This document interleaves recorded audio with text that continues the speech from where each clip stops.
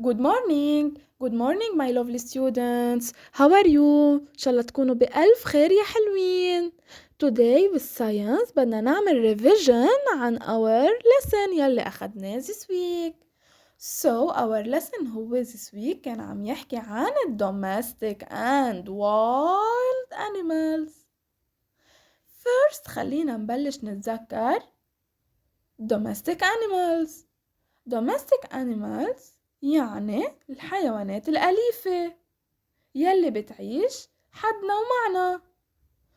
Domestic animals can live in the farm بالمزرعة also in our house ببيتنا. أما هلأ يا حلوين خلينا نشوف some domestic animals. منبلش بالهورس. الهورس هو الحصان. sheep الخروف sheep. في عنا كمان التشيكن يعني الدجاجة.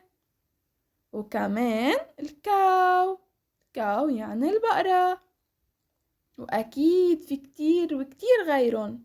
مين في يعدلي some domestic animals؟ هلأ خلينا ننتقل على الوايلد animals. wild animals يعني الحيوانات البرية يلي ما بتعيش معنا لأنه ممكن تأذينا.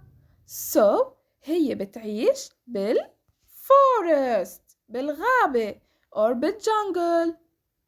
So wild animals بعيشوا بالغابة. خلينا نشوف some wild animals. في عنا lion هو الأسد.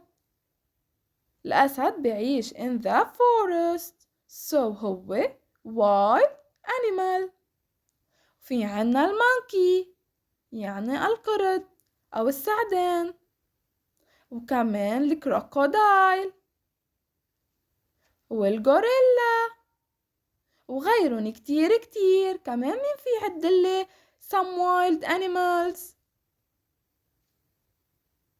هلأ خلصنا الريفيجن اللي قلنا. Goodbye يا حلوين. See you soon.